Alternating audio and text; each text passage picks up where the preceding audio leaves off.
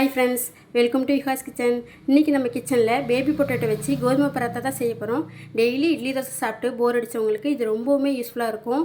இதுக்காக தனியாக எந்த ஒரு சைட் டிஷ்ஷும் செய்ய தேவையில்லை. இந்த மாதிரி செஞ்சு சாப்பிட்டாலே டேஸ்ட்டு அவ்வளோ ஒரு அட்டகாசமாக இருக்கும். செய்யவும் ஈஸியாக இருக்கும். மிஸ் பண்ணாமல் ட்ரை பண்ணி பாருங்கள்.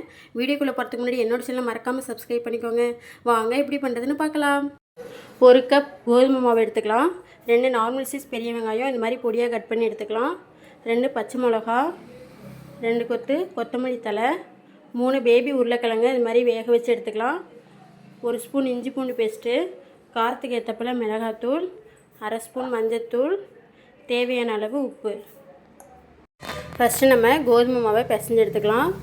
அதுக்கு ஒரு பாத்திரத்தில் மாற்றிட்டு தேவையான அளவு உப்பு சேர்த்து நல்லா கையாலேயே கிளறி விட்டுடலாம்.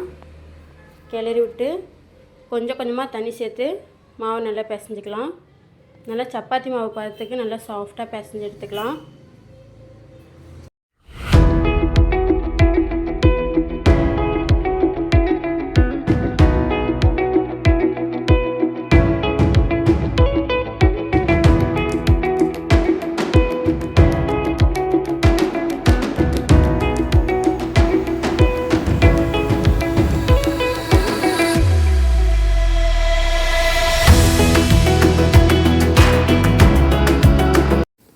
மாவு நல்லா இந்த பதத்துக்கு பிசைஞ்சிக்கலாம்.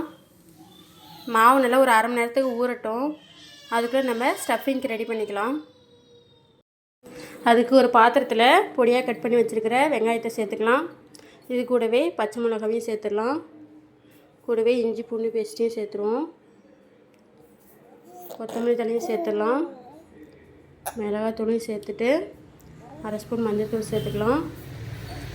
தேவையான அளவு உப்பு சேர்த்துட்டு இது கூட வேக வச்சு வச்சுருந்த உருளைக்கிழங்க இது மாதிரி தோலை ரிமூவ் பண்ணிவிட்டு இது மாதிரி உடச்சி சேர்த்துக்கலாம். இது மாதிரி உடைக்கிற அளவுக்கு வேக வச்சுக்கலாம்.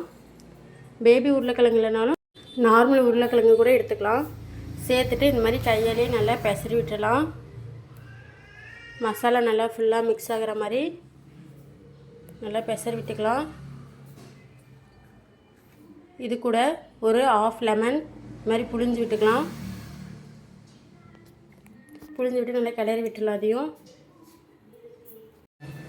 1/2 மணி நேரத்துக்கு மாவு நல்லா ஊறி ரெடி ஆயிடுச்சு. இப்போது நம்ம நார்மல் பால் சைஸுக்கு உருண்டை பிடிச்சிக்கலாம்.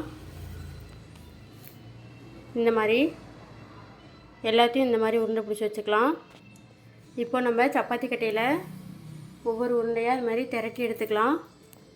நல்லா 2 சைடும் மாவை நல்லா தேய்ச்சிட்டு நல்லா இந்த மாதிரி திரட்டி எடுத்துடலாம். திரட்டின அப்புறம் இதுக்கு மேலே கொஞ்சமாக எண்ணெய் சேர்த்துட்டு இந்த மாதிரி ஃபுல்லாக ஸ்ப்ரெட் பண்ணி விட்டுடலாம். ஸ்ப்ரெட் பண்ணிவிட்டு ஸ்டஃபிங்க்கு ரெடி பண்ணி வச்சுருக்கிற மசாலாவை இந்த மாதிரி அதுக்கு மேலே எடுத்து வச்சுக்கலாம். ரொம்பவுமே கும்பிட்ட வைக்காமல் இந்த மாதிரி லைட்டாக ஸ்ப்ரெட் பண்ணி விட்டுருங்க.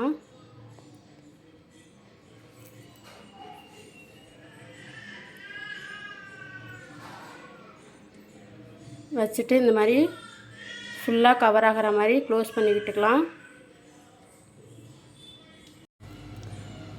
4 பக்கமும் நல்லா மடித்து விட்டுடலாம்.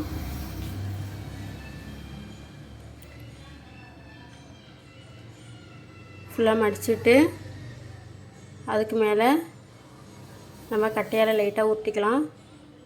அப்போ தான் நல்லா ஒட்டிக்கும். இந்த மாதிரி எல்லாத்தையும் நம்ம ரெடி பண்ணிக்கலாம்.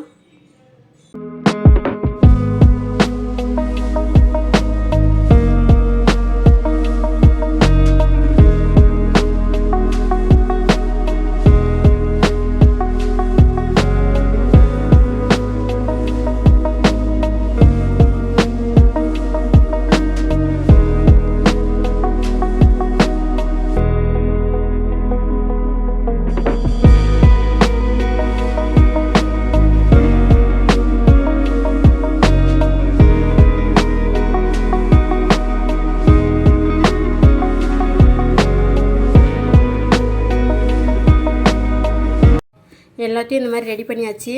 இப்போ நம்ம இதை தோசைக்கல்லில் போட்டு ரோஸ்ட் பண்ணி எடுத்துக்கலாம். தோசைக்கல் நல்லா சூடானதும் அதில் கொஞ்சமாக எண்ணெய் விட்டுட்டு பராத்தா போட்டு 2 சைடு ரோஸ்ட் பண்ணிக்கலாம். இந்த மாதிரி எல்லாத்தையுமே நம்ம ரோஸ்ட் பண்ணி எடுத்துக்கலாம்.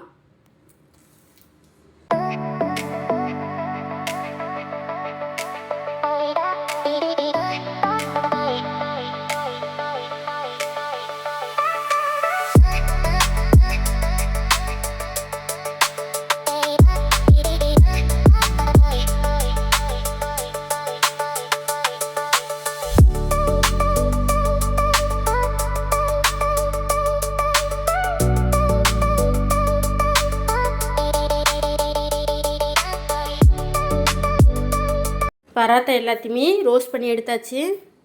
பாருங்கள், அவ்வளோ ஒரு சாஃப்டாக இருக்குது. டேஸ்ட்டுமே அவ்வளோ ஒரு அருமையாக இருந்துச்சு. மறக்காமல் ட்ரை பண்ணி பார்த்துட்டு எப்படி இருக்குன்னு கமெண்ட்டில் சொல்லுங்கள். உங்களுக்கு இந்த வீடியோ பிடிச்சினா லைக் பண்ணுங்கள், உங்கள் ஃப்ரெண்ட்ஸ் அண்ட் ஃபேமிலிக்கு ஷேர் பண்ணுங்கள். அடுத்தடுத்த வீடியோ பார்க்க விரும்புனீங்கன்னா என்னோட சேனலை மறக்காமல் சப்ஸ்கிரைப் பண்ணிக்கோங்க. அப்போ தான் நாங்கள் போடுற வீடியோ உங்களுக்கு உடனே வந்து சேரும். மீண்டும் அடுத்த வீடியோவுடன் சந்திக்கலாம். டாடா, பாய் பாய், see you.